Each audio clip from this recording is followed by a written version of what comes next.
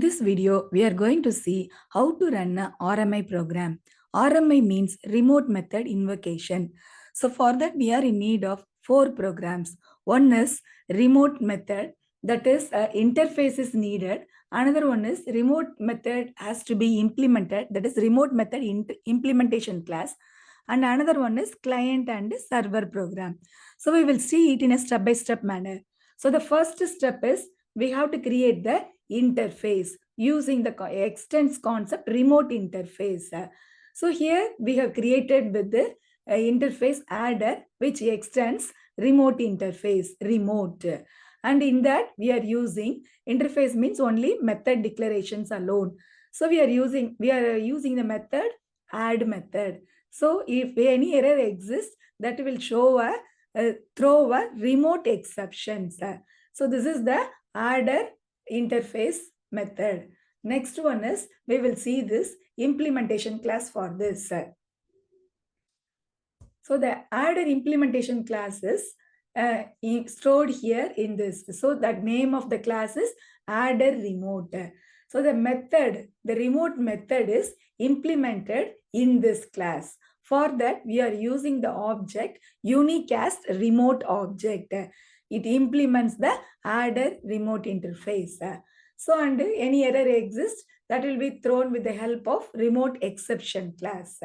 So, and here when super of constructor is used, and within this add method, we are adding the values x and y. Next one is client server method. We will see. The next method we are going to see is server method. In the server, so now import all the necessary packages. So rmi.server, rmi.registry, and all the necessary, and java.rmi.star. So, and then now come to this. So adder remote.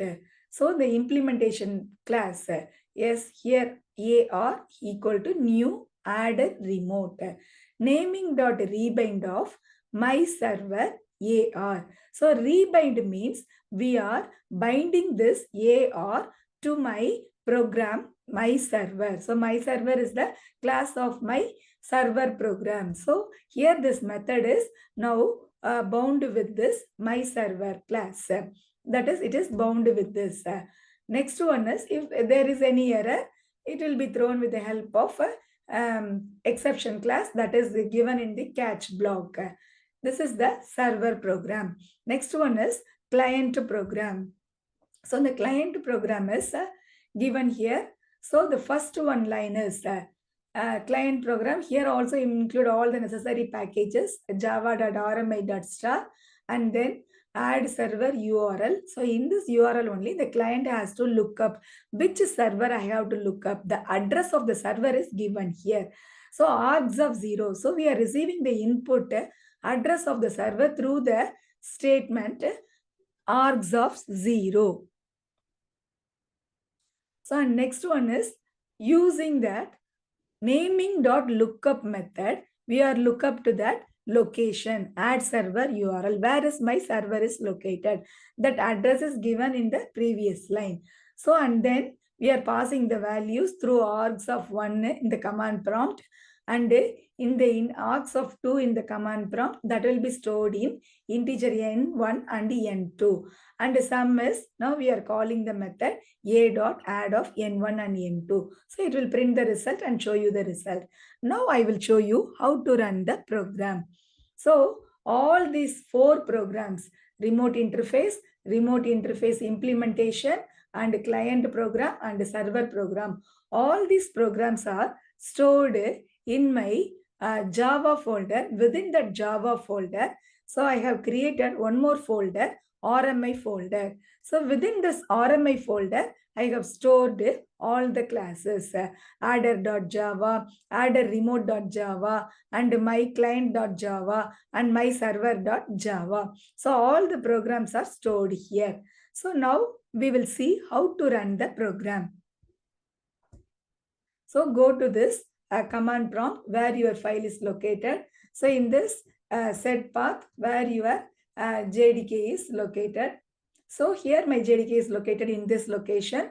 Now after that we are going to compile the program. So my programs, all my programs are stored in this RMI folder. So I can directly compile with the help of the statement Java C star.java.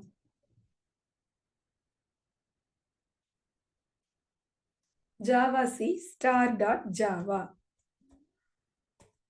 So once if you give like this, all the 4 Java files are compiled together. So the class file is created now for all the programs. Add a remote and add a remote, adder method and add a remote implementation class, my client and my server. All the programs are compiled with the help of the statement Java C star.java.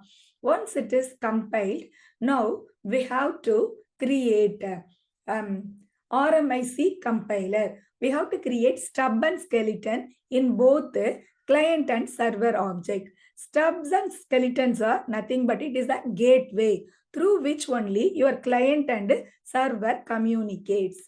So for that, we have to use the statement RMIC, right? Your adder implementation class, remote method class. So my adder implementation class is adder remote. So add remote. So once if you type this, the stub and skeleton is created in both client and server side. Now your program is ready to invoke the remote method. So you first on the server program. So Java my server. So Java my server. If you switch on the my server is enabled now. So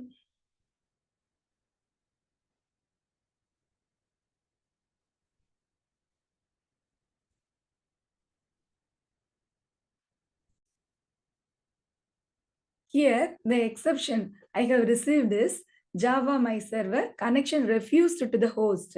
So here I have missed one statement, that is we have to initiate the RMI registry. So that has to be initiated with the help of RMI registry. Start, that is done with the help of the statement start RMI registry.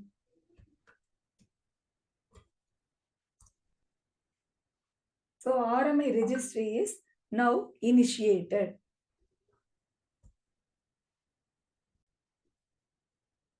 Now the RMI registry is initiated. So one blank command prompt is opening here.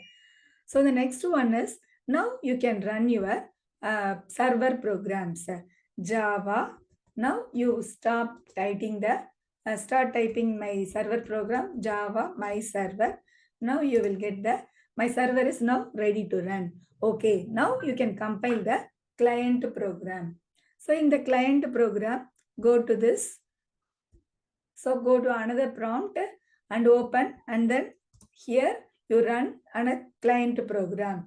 So Java, your client name is my client, and location given here is localhost.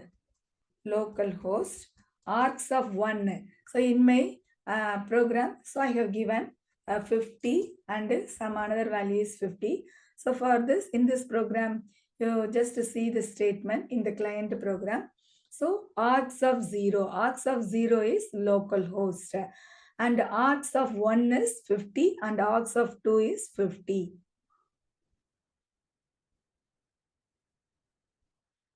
So that is explained here. So arcs of 1 and arcs of 2 is passed here.